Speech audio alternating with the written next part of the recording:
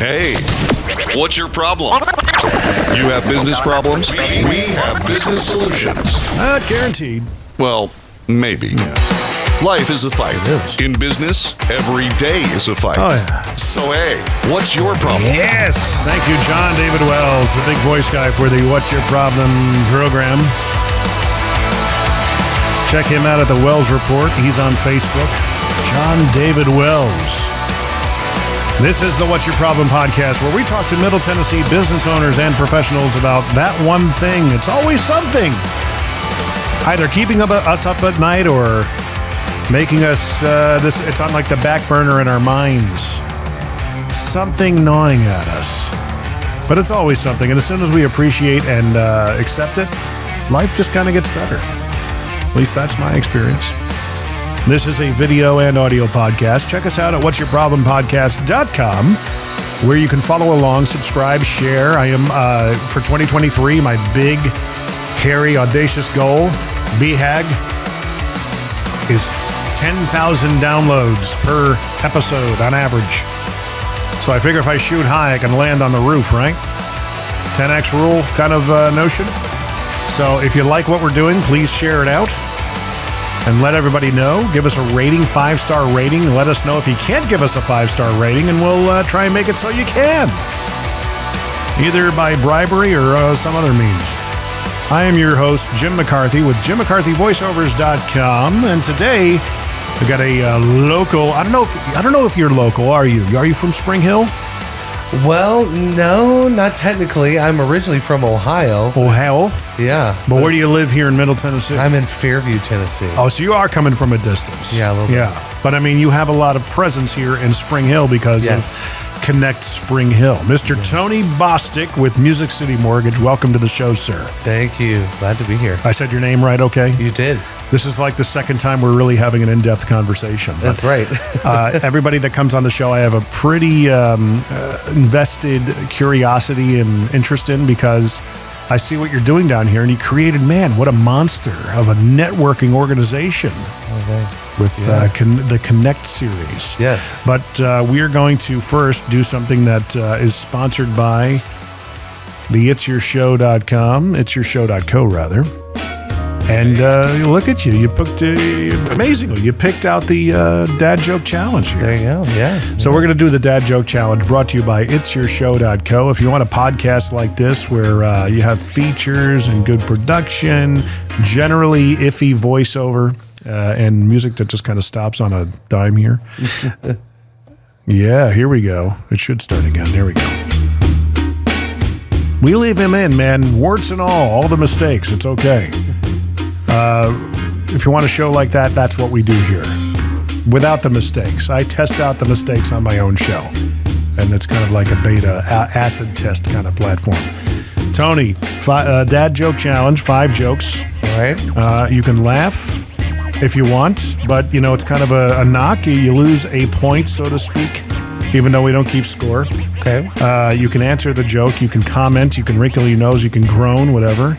Because we're finding out that if you don't say anything, it just kind of makes it really awkward. Well, we'll see. I hope. Hopefully not. I don't think I can be that stone cold with the good dad joke. So, joke number 1. If a child refuses to nap, are they guilty of resisting arrest? You know you want to laugh. Come on, man. No. No? No. I don't think they're guilty of that. Well, you know, there's a city in Ireland whose it's the capital of this country, and it's growing the fastest. And it's in Ireland. Because every day it's Dublin. You laughed on that one. There we go. Doubling. Yeah. Jeez. I once had a dream I was floating in an ocean of orange soda. It was more of a fantasy. That was bad. You're laughing now, but that was bad. I love dad jokes. That's why. Okay. Did you hear about the kidnapping at school? No. It's okay. He woke up.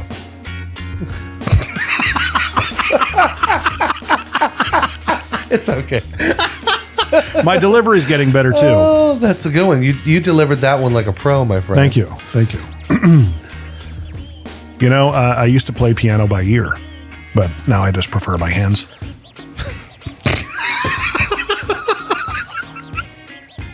It's the visual. You have to go to the visual in your mind. You're like, how would that even work? Crazy. I thought you meant me and my deadpan facial expression. But we'll take what we get. There you go. The Dad Joke Challenge, 5 jokes. Real quick, fun feature, gets the energy going. Yeah. Of course, brought to you by it'syourshow.co. And on we go with the show, Mr. Tony Bostic. So, you came from Ohio. Yes. When did you move here to town? Yeah, so my wife and I moved here in December of No. It was early on. Gosh, yeah. So it would have been in the spring of 2012, probably around the March. So 11 years or so. That's a pretty good amount of time. Yeah. Were you always in mortgages? No. So when I first moved down here, it was, probably like a lot of the people in this town, you moved down for the music industry. Right. And I wanted to be like a background singer and travel, on the road for people doing backups or in a studio musician. So you sing? Yes. Look at that. Yes. I had no idea. Yeah. I do I've done some work in mostly gospel, contemporary Christian music. I've been privileged to be able to do some things. Nice. But I found out early on, I was like, I did not want to travel. Right. And that I did not It's a grind. It is a grind. Yeah.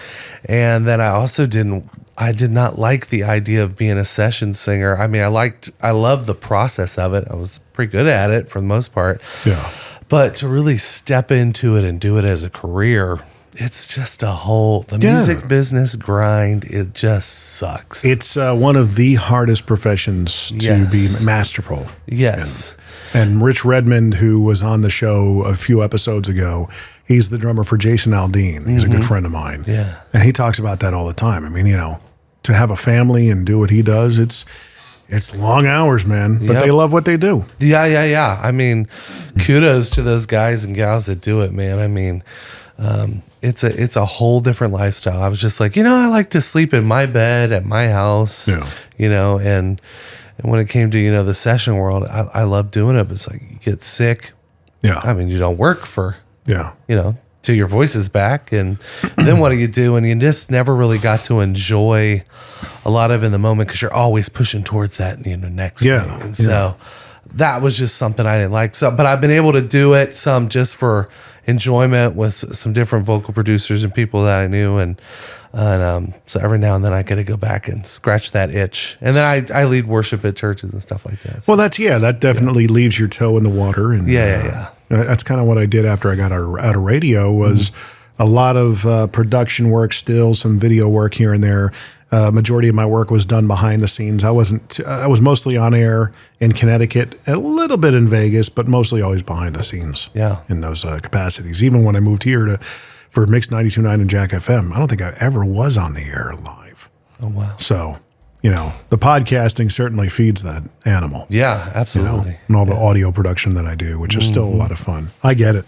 You get into mortgages, I guess, at that point, and was that the transition? Yeah, pretty much. So when I first moved down, I actually I moved down to take a class at a recording studio.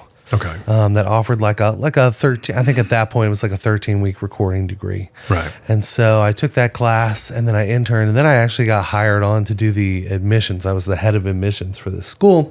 I did that for a couple years.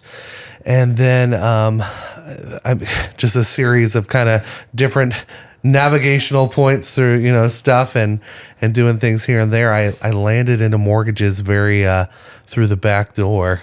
Interesting. Yeah. And because I never would have thought that was anything I would ever do. Well, that's the thing. From a, right brain, left brain kind of approach, it's very analytical and, it's there's either one or the other. Yeah. But apparently you're both brained. I'm one of those. I took it. It's funny that you mentioned that because I had taken one of those tests. Now, who knows how accurate these internet tests are? Right. So if it's on the internet, it's that's true. right. It's true, right? It must be true. Yeah. But I've taken several of them. I'm usually pretty much 50-50 right and left. I'm kind of the same way. Yeah. Are you a drummer by chance? No. I'm just totally a singer, man. But you're okay with BGVs being in that you don't need to be the lead guy. Yeah. Right? I don't have to be the lead guy. So you're behind something in a way. I mean, it's similar. I mean, I like being a drummer because I'm behind the kit. Yeah. I'm okay being a podcast host because I'm behind all this stuff. Yeah. I'm out front, but I'm not. And drumming's in this kind of situation allows me to accomplish that. I don't want to be a lead singer. Yeah.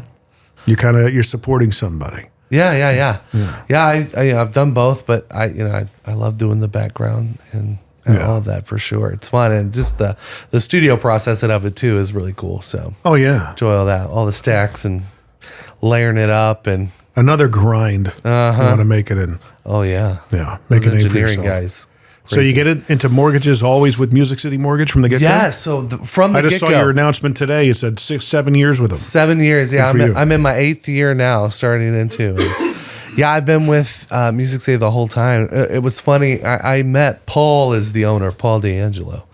He and his wife, Susie. And they owned a mortgage brokerage up in New York for a long time. And then they had 2 sets of twins.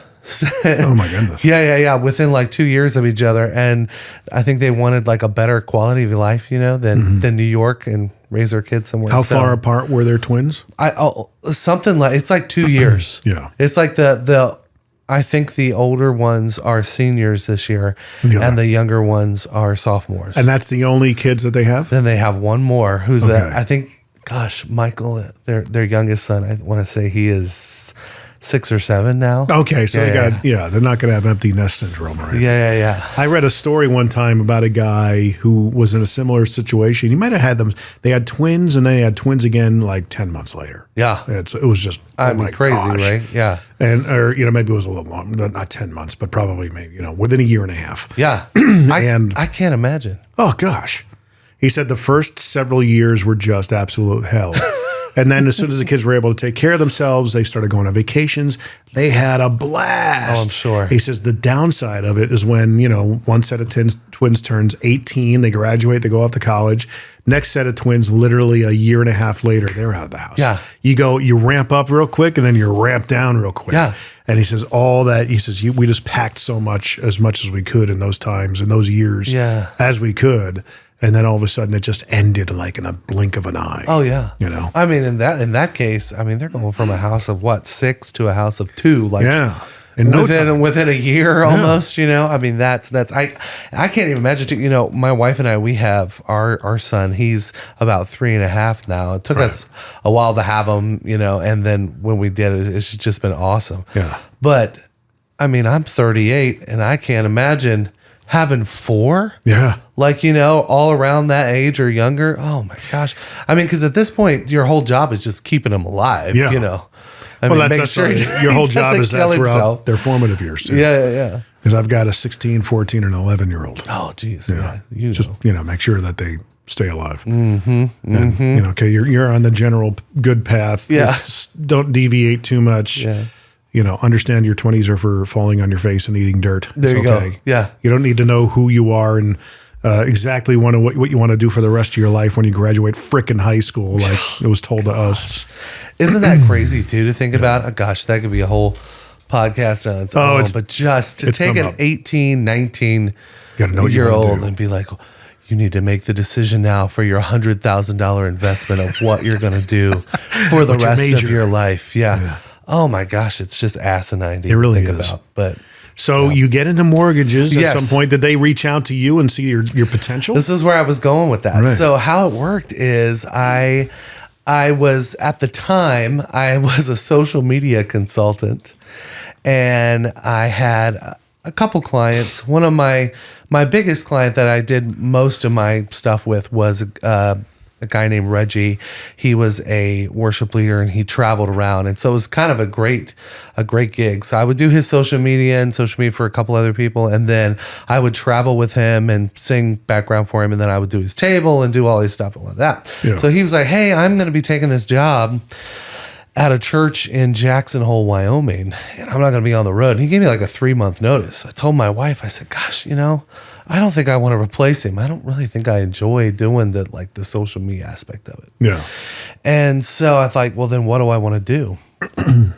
And so I thought, well, I mean, the mortgage industry or the real estate industry in this area is great. Yeah. I was like, but I don't really want to be a realtor, Yeah. you know? So I thought, well, mortgages, I thought, well, maybe. I never really liked math in school. I never did great at math in school, but who knows? But what I did remember, and this is why I'm telling this story, is because I had a great experience when my wife and I had bought our first home in 2014. So it was several years before, but we used Paul. Yeah. I knew Paul and Susie from church. That's how we met. Paul was on the safety team. And if any of you who are listening know Paul, you know, he just looks like he could be muscle for the Italian mob. That's what he looked like, you know, and New York accent, you know, from Long Island, all that, and just loved it. And he was great. We had a lot of fun. If you can make mortgages fun, they certainly do. And so I thought, well, I'll just get on and see if there's any jobs on Craigslist. The best and worst place to look for a job. Right.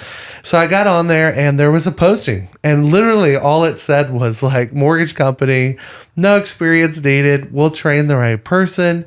It didn't have a name. It didn't have an address. It didn't have a phone number. It didn't have an email it was all you could do was reply back to the generic like Craigslist email. Right. And all I could see was that there was a location bubble. So I knew it was in Franklin somewhere, but I knew nothing about it. Mm-hmm. So I thought, well, I'll just send a resume and a cover letter and see what happens. Right. You know, just get my feet wet with this one. And so I did that. I sent a resume and a cover letter. And in my cover letter, I wrote, you know, about how I had had such a great experience with my previous mortgage company.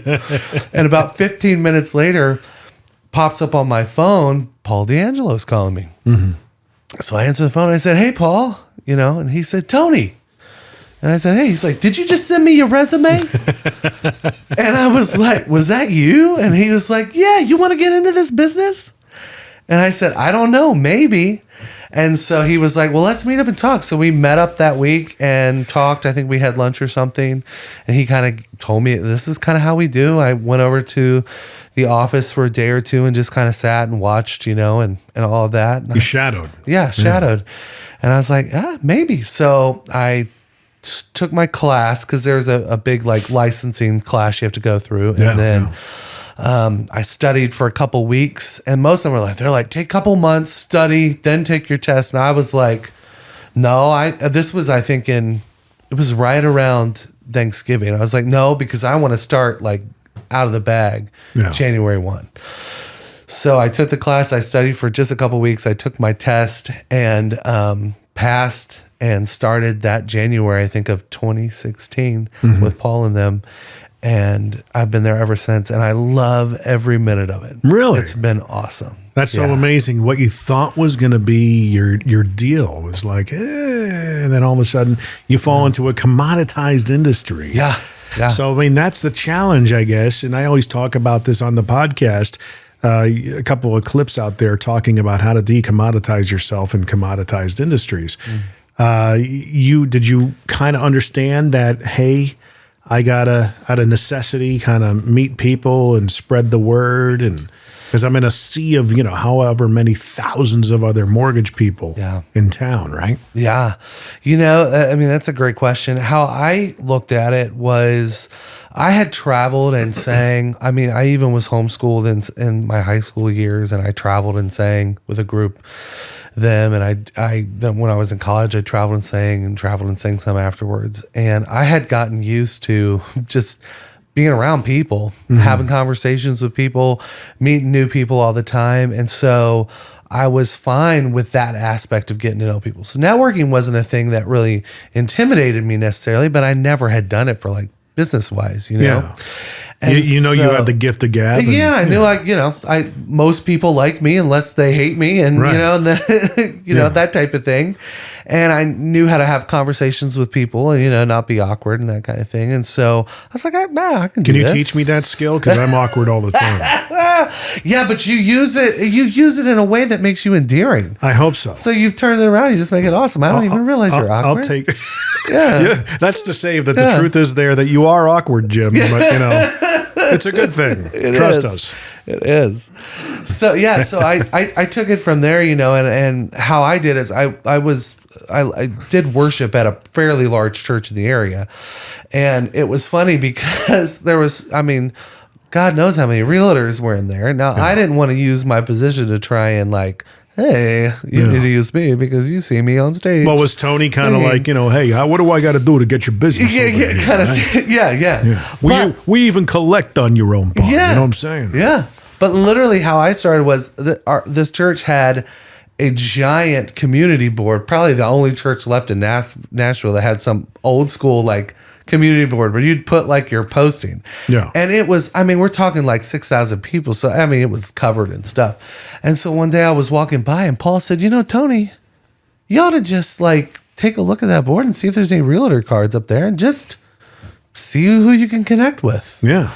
And so I did. And, to no one's surprise, there's 40 or 50 realtor cards up there. Yeah. So I just took pictures on my phone of everyone. And then I just started reaching out to them and, hey, I saw we go to Grace Chapel together. And I didn't assume over email that they would know me. It's not like there was a picture there. And they don't necessarily know your name, for the most part. And it's 6,000 papers. But I was like, we go to church together. I'm new in mortgages. I just would love to have coffee. Yeah. That's how it started. And maybe out of those 50 people I reached out to, I think I might have had 20 coffees. That's good. And I think I probably had, 6 or 7 realtors that started, yeah, we'll give you a shot. No, yeah, I'd sit down. Oh, now I know who you are when we'd sit down. And it just kind of was an icebreaker more than anything. That's a challenge for a real estate agent, right? Finding a good partner in the mortgage industry that gets stuff done on a timely basis and just don't make me look bad. Yes. Right? Yeah. It's a challenge. Yeah. Totally in that sense. And a challenge because they're constantly getting approached and, these days probably assaulted in some sense, to work with me. I can offer this, and it's wading through all of that. I'm sure it's just chaos. It's chaos for a mortgage guy too, because you gotta. Realtors are commoditized, mortgage people, insurance people. Yes, those are the 3 biggies. Yes, and typically, I'll be approached by somebody in any of those arenas and for podcasting, and they'll want to do a show. Don't tell me you want to make it about real estate unless you're talking to agents or investors people who actively invest. Mortgages, don't talk to me. Don't do a show about mortgages, okay? Insurance people, don't do a show about, unless you're training people in your space, sure, you want to appeal to them. Yeah. Let's first figure out who your audience is, but this is the idea to get you business. Yeah. We got to figure out a different way. Totally. Totally. I had an insurance guy, and I use this story all the time, and he's like, well, if I wanted to do a podcast, what would I do? Well, who do you want to attract? More business. Okay, well, don't make it about insurance. Yeah. All right. You might as well be talking about, watching paint dry. Yeah. I said, what do you like to do? He says, I like high school basketball. Okay. What about it? He told me about it. He likes to follow the high school teams around the area. I said, well, there's certainly a focused audience there that may or may not. I'm not sure how big that basketball, maybe the football thing would be a bigger thing here. What else you like doing? Bow hunting. Oh, dude. Okay. You like talking? I love it. I love it. I live for it. Nice. Okay, perfect. Are you licensed in many states? Yeah. Do you have a product that works for bow hunters or hunters in general? Yeah, I've got a bunch of products. There's your show. Yeah. All right. Talk about bow hunting, and it's powered by your insurance game. Nice. Yeah. That's the solution I bring to the table. I love it, bro. For mortgage people, I do a real estate show, but they're tuned towards agents, Yep. Teaching, training agents. What our realtor on the show is 40 years experience. The mortgage person is, just crushes it. So, and together they do very well. Nice. And she needs to meet, they both need to meet more agents. So perfect audience. Yeah, absolutely. So from there, knowing you had to get out in front of people, when did everything start progressing with the networking side? Yeah. So how the network, once I started kind of doing the thing with, the realtors from the message board or the community board and all of that. Is it realtor or realtor? Oh gosh. Or do you go to the doctor or the docketer? Docketer. I think you're just pointing it out, aren't you, Jim? That's another dad joke. Sorry. I would suppose it's a realtor. This is why I'm awkward. All right. No, I love it. No, I guess it's realtor, not realtor. Yeah. I say a lot of things dumb though because I'm from Ohio. I'm not saying that at all. I'm just No. I hear that a lot. I'm from Ohio, but my family was very southern. My dad is from Appalachia and Like West Virginia. Virginia, but in the Kentucky sort of Virginia, West Virginia line, kind of right in that area. And so I had a much more thick Southern accent when I was from, living in Ohio. I've lost a lot of it, funny enough, being here in Tennessee, but it comes out every now and then. If I spend time with my family or talk to some of my family or spend time with anybody who's got a Southern accent, it just really, it kicks back in, kind of muscle memory. New York kicks in for me. The New York does? Yeah. Oh, you got to come hang out with Paul sometime then. I would love to hear you guys talk together. Because Paul, it never left him, I don't think. It's a tough one to shake. How old is Paul? Oh, early 50s, I think. Yeah, that's a tough one to shake. Yeah. Especially if he's immersed in it for a majority of his life. My mother, she grew up in the Bronx. Yeah. For a majority of her life, and she always talked like this. And somebody called me out on this. I talked about somebody buying something. And I said, well, he went over there and he bought this. And my partner goes, wait, what'd you just say? What did he do? I said, he bought that. He goes, no, you said bought. Where is that coming from? Yep. Every day he's like, it's coffee time. Let's make the coffee. Every day. He probably has the same complaints about pizza than I do. Oh, I'm sure. Yeah. I'm sure. Is there even a good pizza spot here to you? Yeah. Nellie's is as close as it gets to New York pizza. I've not heard of Nellie's. Yeah. Is that here in Spring Hill? Yeah. Oh. Remember Joey's House of Pizza? You ever hear of that? I heard of that. Never went to it though. Yeah, they were on Elm Hill, but they closed down. He's only doing catering now. They were so good that they would have a line out the door around the building, but they only did lunch and only on weekdays. Oh, wow. They were only open for maybe 4 or 5 hours. Was it like you come in, you buy it by the slice type of thing? Yeah. But you could buy pies, you could buy all assortment of stuff. But I mean, it was almost like going to the soup Nazi. Know what you want when you get up there, kind of thing, right? Yeah, they were good. They were very. And they're going to hear this and completely light me up. But let me qualify by saying the whole family was wonderful to deal with, customer facing. But man, I mean, they're just sitting there just screaming at each other about, Joey, get over here and do this, and and that was his daughter. The parents ran that store they were in Brentwood for a number of years. Oh wow. So I think they just want to enjoy their time now as, grandparents and stuff like that. So parents. You see, I just went there. Parents. So the kids run the store. The kids. I had them on my podcast too. You're not kids. I'm sorry. I called you kids. Yeah. They're in their 30s. Gotcha. They run the store down here. They call it Nellie's. And it's essentially his recipes that they kind of run with. It's their own, but similar. So I'm gonna have to come check them out because I'm always like New York pizza, that style, right? That's my pizza. I've been to Chicago. I've actually been to Chicago and had the Chicago, just deep dish. Oh, jeez, it's good. I've never been to Chicago. Lori likes it. My wife likes it. I can't do it. Really? Oh man, and Too I love doughy? cheese, but it's not even the doughy necessarily. It was all I thought I was going to choke to death in one bite of the deep dish that we went to Giordano's. I've been to Giordano's twice. Sorry, Giordano's, if anyone's listening. But Yeah. But it was, oh gosh, I thought I was going to choke to death. I like the thin man. Yeah. That's how it's got to be. The fold. And it's got to collapse and, fold with the crust break. Not bend it. No. Yeah. The break, the crisp. Yeah, that's how you know. Well, New York pizza typically is like that. And a lot around here, I mean, it took us years to find a good, decent pizza in Vegas. Of all places, Vegas. Yeah. And then we move out here. It was pretty quickly. We were able to find. Viking has got good pizza. Yeah. I like Viking. Yeah, that wood fired. Yeah. Yeah, that's good. But Nellie's is, in my opinion, is pretty top of the game. I have to check that out. Yeah. Nellie's. Good to know. So we bring up Viking because that's where we meet for Connect Spring Hill. It is. Where I met you.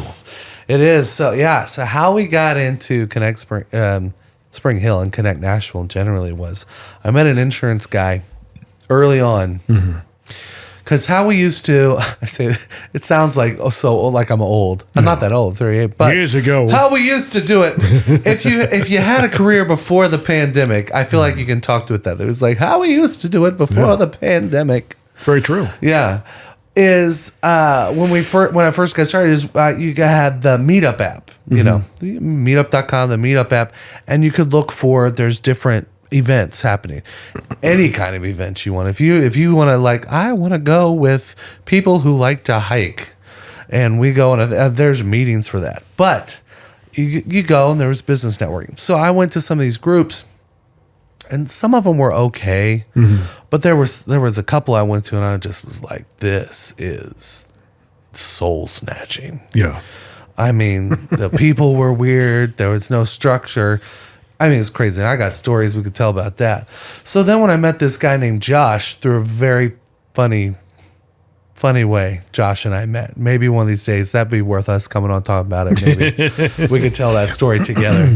Sure. But we meet, and in that conversation, he's like, what are you doing, to get out there? Because he was about 6 months into insurance at that point. I was about 3 months into mortgages. And I said, well, besides the church thing, I said, I've just been going to some of these meetup groups. I said, but I'm not having a lot of success, a lot of luck. It's kind of weird. And he said, I know, man, I'm running into the same thing. And I said, I go to some of these mixers in the evening, and it's like a weird dating scene. I was like, I'm not there for that, And he's like, I know. He said, well, I've got this group that meets on Wednesdays, and we call it the Wednesday morning coffee. He's like, there's just a few of us right now, but it's a pretty good group. He's like, come check it out.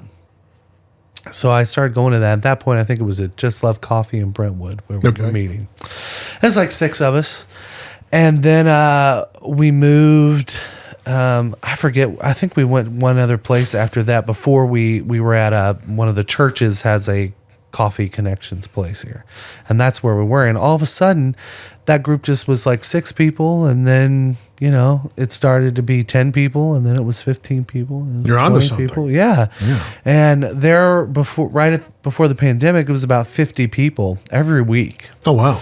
And so once it started doing that, then people would say things like, man, we love this group and what you guys do, but I wish, you had something in Spring Hill, or I wish you had something, in Mount Juliet or wherever. And Josh and I were like, maybe we should, can we launch another meeting? Is that something? And so that's how we kind of did it. And then we put it into, all right, let's call this thing Connect Nashville Networking. And then we had a couple different meetings, and that was kind of the parent brand, I guess you could say. And then you have your sub meetings after that, and it just kind of grew from there. Now we've got, I think, 8 meetings every week, all across town. And you're the guy. We're well known. I'm one of the guys. Yeah. So Josh and I own it, along with a lady who's awesome. Her name is Samantha Vandekamp. She's a digital marketing, social media lady. And we brought her on right before the pandemic.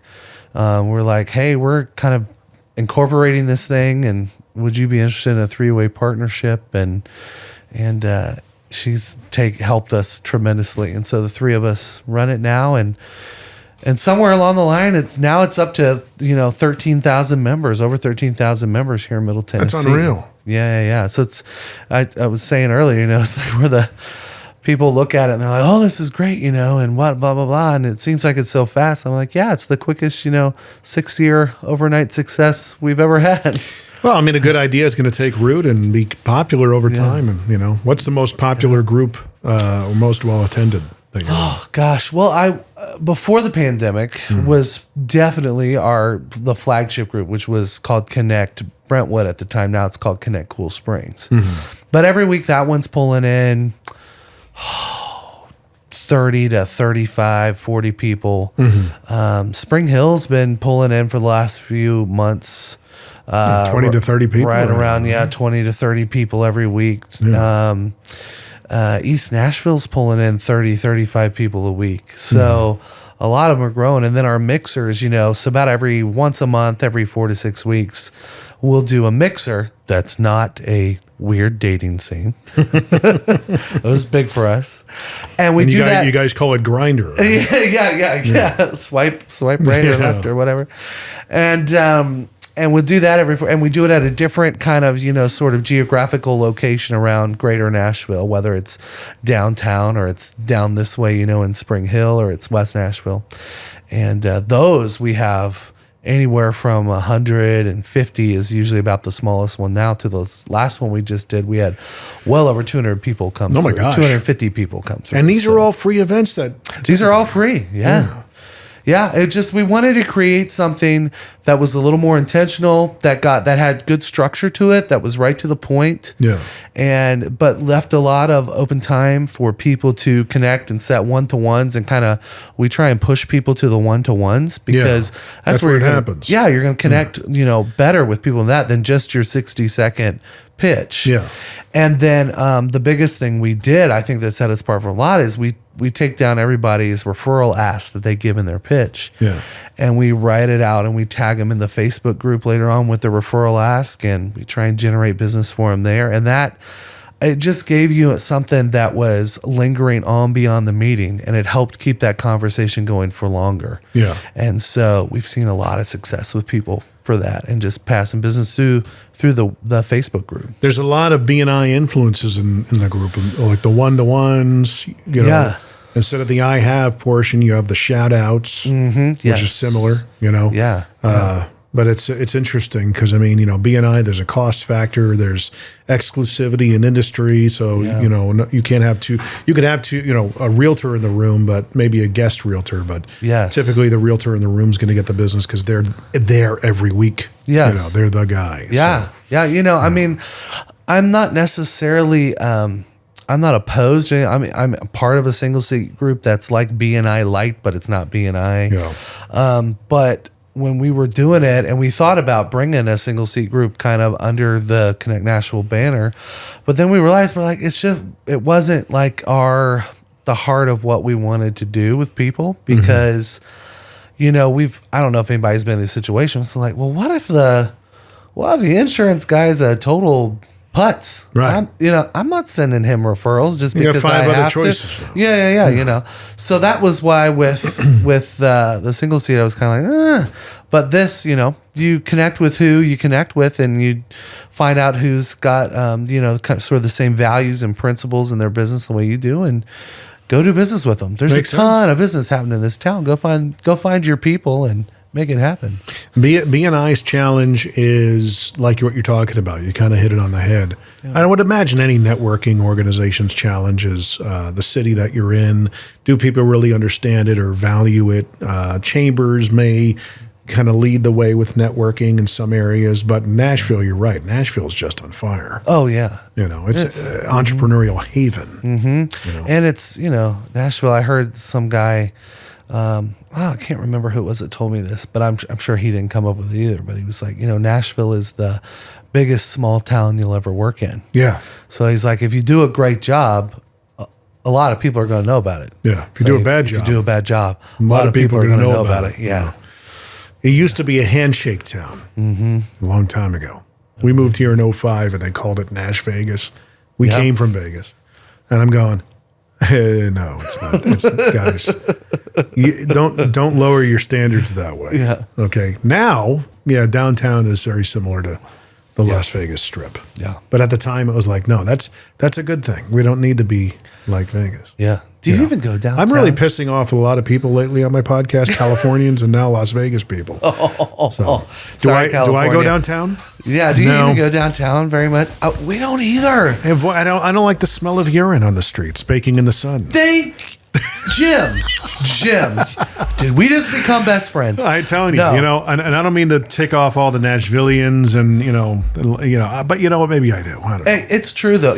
When people come visit us, or people, we want to go downtown. We gotta go to Broadway or whatever. Here's my car. I'm like, oh gosh, my wife and I, we went one time, like to go see it, and I was like, this is for the birds. Yeah. Nothing but a bunch of drunk people walking around, and it just smells like hot piss everywhere you are. Even in the wintertime. I know. And I'm like, this is just... No. It's like, good. I like Williamson County. Although I will say, when we moved from Vegas, the Strip, where all the bigger hotels are, you got the Strip, and then you have downtown, which is what they call Old Vegas, quote unquote. And Old Vegas, I would always coach people, watch your wallet, make sure you got your hand, because there are pickpockets walking around. No kidding. A lot more opportunities and solicitations, shall we say. Yes. But I mean, on the Strip at the time we were there, you could literally, I feel, eat off the sidewalk. It was that clean. Oh, wow. Maybe not so much with the smut peddlers that would do the little thing. Now those guys are gone. Yeah. And I had gone back there in November, first time in 16 years being back. Oh, wow. So I'm kind of showing some of my team where to go. Here's the Strip. The Strip is really like, I feel like it's on top of me now, like all the building they've done. It used to have like space and breathing room. Now it just feels like everything's just encroaching upon my personal space. So we wanted to go to the Bellagio and watch the fountains. So I had seen this show umpteen times. Not much room up against the cement barriers that border the pond of the Bellagio. So my team members just filled in the spaces they could. I hung back and I'll watch it from afar. Within 5 minutes, hey, honey, you need a date? He's like, I'll do anything you want. And I was like, oh, wow, this is really, we're doing this here. Okay. All right. Well, how much to get me a sandwich?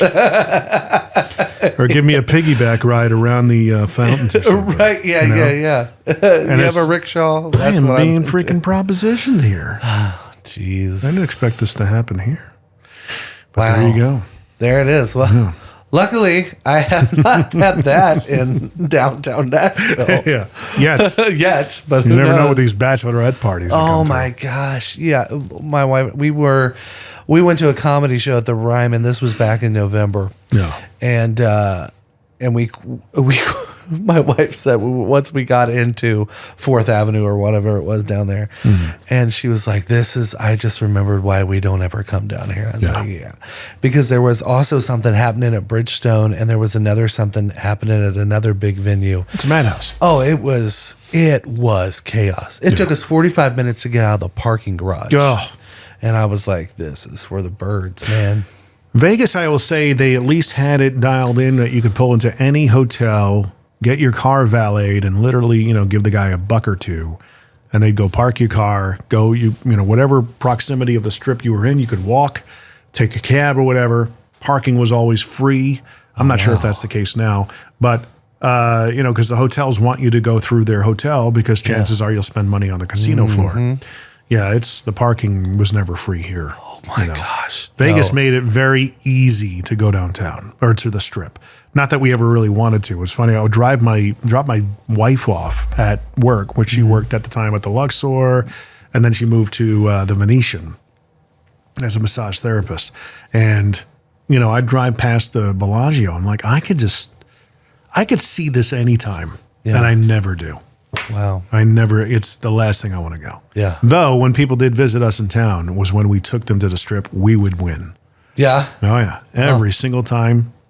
Just for some reason, if we brought people, it's like we were being rewarded. Yes, for bringing people. Yeah. Here's your cut of the night. Yeah. And it was always like early, and it was in the Bellagio again. Here we go. Yeah. Walking through, my brothers-in-laws and their wives went off and did their thing. Courtney and I are walking around. I said, okay, let's do our thing. We'll stick $20 into the Mega Bucks machine, which was like the lottery. It was a progressive jackpot. Gotcha. And sometimes it would get up to hundreds of millions of dollars. Wow. So we'd always put 20 in, hit 3 credits. I swear to you, in the first 5 minutes we were there, we put $20 in, $600. Wow. Cash out. You're like, that works. Now what do you want to do? Yeah. Yeah. There's half our rent.